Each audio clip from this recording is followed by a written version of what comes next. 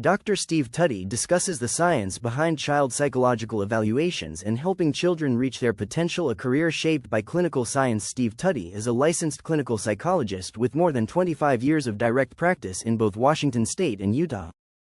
He specializes in child psychology, neuropsychology, and complex developmental concerns, helping children and adolescents, as well as their parents and academic team, understand their child's students' unique learning strengths and challenges, behaviors that allow the strengths to surface, strategies for managing big emotion at home and in the classroom, and making and keeping friendships.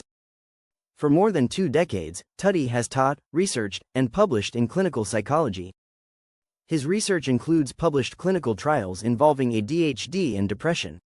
That background shapes how he approaches a neuropsychological evaluation. It is not a label applied after a brief meeting. It is a process for gathering information, identifying strengths, and translating findings into practical support.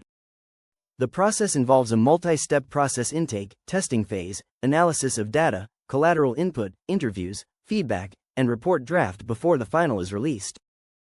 For many clients, different report versions need to be crafted depending on the type of information released to specific audiences, and evidence-based accommodations that can be feasibly implemented.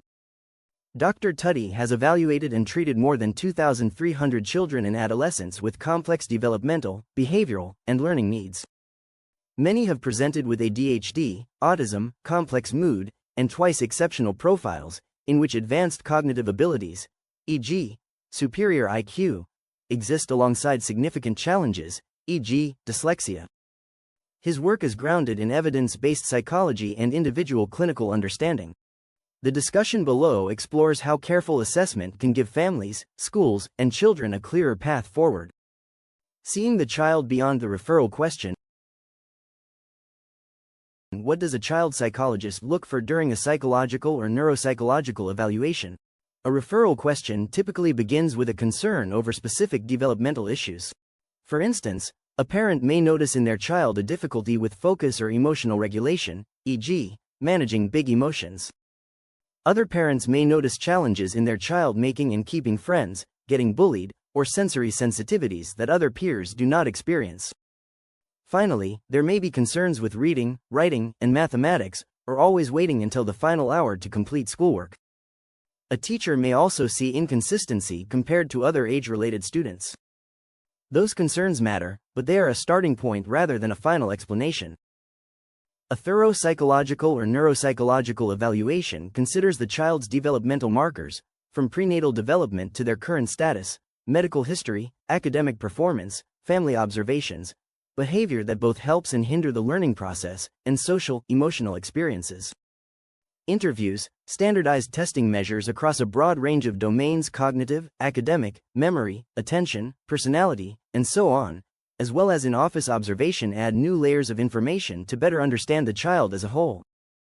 Tutty emphasizes that no single test score should define a child. Results are most useful when interpreted alongside the child's lived experience. A child who performs well on one task may not guarantee success in the classroom, while another child may show uneven skills that reveal both a high level of ability and a need for targeted support. The goal is a fuller, more comprehensive picture of what is working, what is not working, and how to bridge the gap. That process can help adults move beyond broad assumptions and toward tailored supports that translate insight into action. Knowing when an assessment may help. When should families consider a psychological or neuropsychological evaluation? Families often seek help when a concern persists and tends to affect daily life.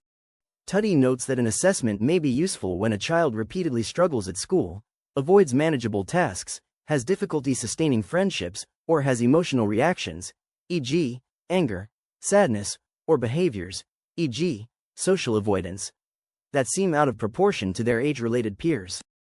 The decision does not require a crisis. Some families want a better explanation for patterns they have observed.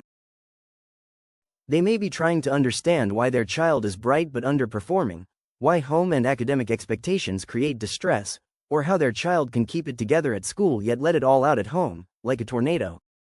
An evaluation can also help when previous support has not produced clear progress and tailored interventions needed to help the child realize their potential. A child psychologist can help examine how learning differences, attentional challenges, developmental conditions, and/or emotional experiences may be helping or hindering their child's capacity to use their strengths.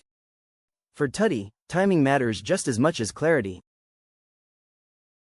A well-planned psychological or neuropsychological evaluation can organize what is happening and guide what should come next for families. Looking carefully at ADHD pathways. How does an ADHD assessment move beyond common assumptions about attention?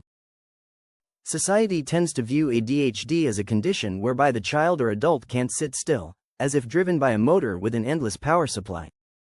However, there are many variants of ADHD that are important to understand. Tutty's clinical and research experience supports a broader view. Attention can affect organization, task initiation, working memory, visual and auditory memory, the capacity for seamless or disjointed multitasking, impulse control, and emotional regulation. A careful ADHD assessment considers whether those patterns occur consistently across settings, e.g., home, school, athletics, etc., and whether they interfere with school, home life, relationships, and/or self-confidence. It also considers other factors, such as sleep problems, diet and exercise, mood management, sensory concerns, and family dynamics. A structured evaluation helps distinguish between a response to stress and a persistent pattern that may require support. It also helps families understand that ADHD can present differently from child to child. A child may struggle more with the inattentive type, whereby they may be more internally distracted, while other children may have more challenges with impulsivity and hyperactivity, whereby they may be more externally distracted.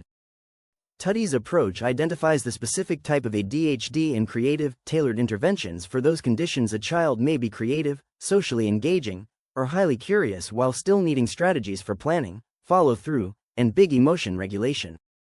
Understanding autism with care and context. What should families understand about an autism evaluation? An autism evaluation should not be reduced to a checklist. Similar to an ADHD assessment, Tutty approaches autism as a developmental presentation that can affect communication, social understanding, flexibility, sensory processing, specific interests, and daily routines in different ways. Many children show clear and early signs of autism, while other children, e.g., girls, can develop coping strategies that make the signs less visible, masking, especially in structured settings. For instance, a child may work hard to fit in at school, e.g., predicting and imitating social routines, whereby social and emotional challenges are less apparent, yet quite visible in other settings, e.g., home.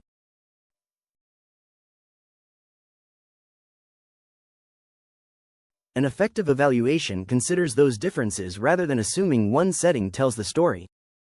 For families, the process can bring both questions and relief. A clearer understanding may explain patterns that have been difficult to name. It can also help identify much-needed supports that improve communication, reduce unnecessary stress, and build on the child's natural strengths. Tutty stresses that an autism evaluation should respect individuality to better understand how the child experiences their world from their eyes, and what tailored interventions can improve their capacity for reciprocal communication, even small talk, understanding emotions and facial expressions in others, using gestures when communicating, how to maintain eye contact even when it's uncomfortable, creatively managing sensory experiences, and coping with unexpected changes to specific routines.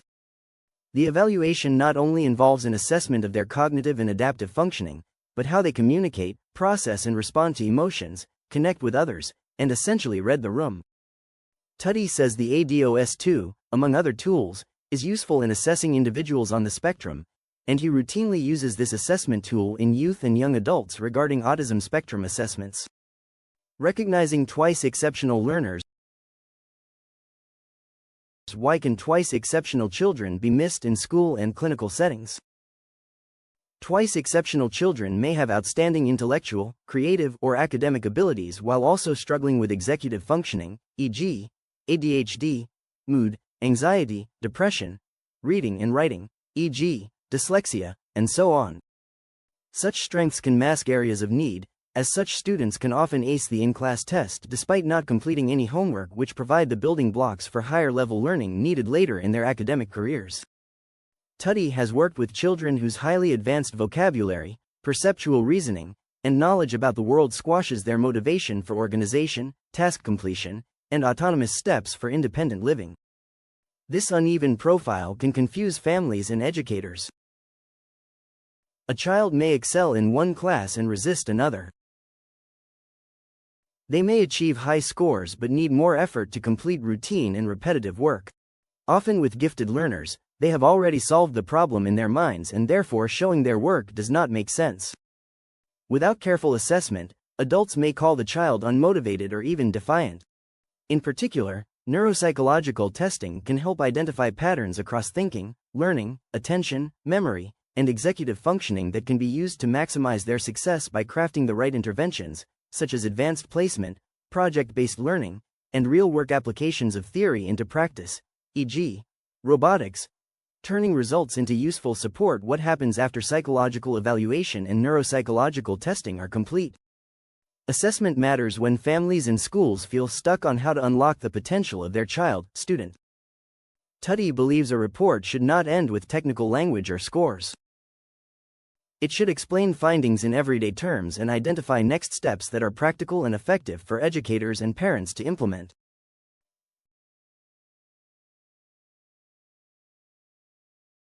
Recommendations may include school accommodations, tutoring, therapy, parent guidance, skill-building strategies, and medical referrals, among others.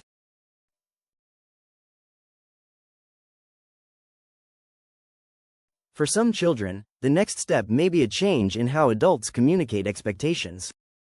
For others, it may involve adjustments to their workload, testing conditions, or routines. The strongest recommendations are specific and measurable, and seek to provide the child the means to access their true gifts and potential. They connect the child's profile to real situations at home, school, and in social environments. A child who has difficulty with working memory, for example, may benefit from directions presented in a Millet sensory process, with smaller and digestible steps, and a system for monitoring and executing.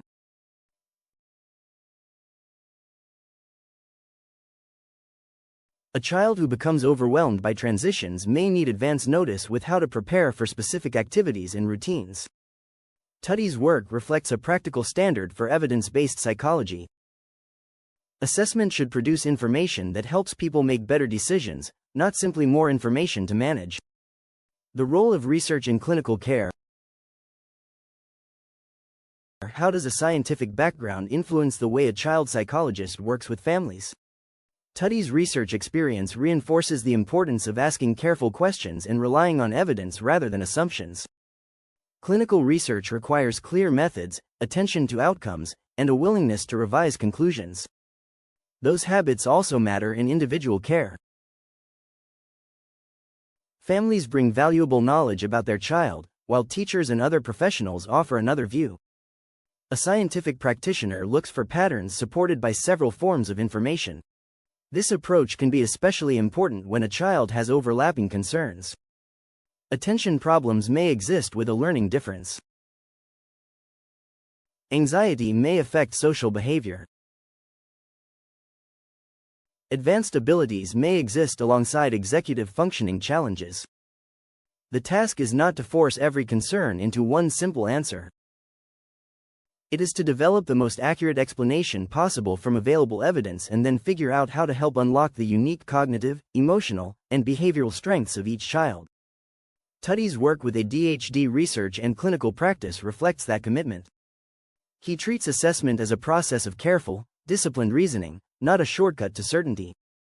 Helping children move forward with understanding. What does it mean to help a child reach their potential? Potential is not a score or a narrow definition of achievement. It is the opportunity to understand strengths, receive support for meaningful challenges, and participate more successfully in school, home, and social life. A strong psychological or neuropsychological evaluation can help create that opportunity. It gives families language for experiences that may have felt confusing. It gives educators a clearer basis for support. It can also help children understand that difficulty in one area does not erase a strength in another. This work requires care and respect for individual differences. Accurate assessment cannot solve every problem immediately, but it can reduce uncertainty and guide the next steps for meaningful change. Steve Tutty's career reflects a long-term commitment to thoughtful practice. Through child psychology, neuropsychological testing, and evidence-based care, he continues to focus on one essential question: what does this child need in order to unlock their potential?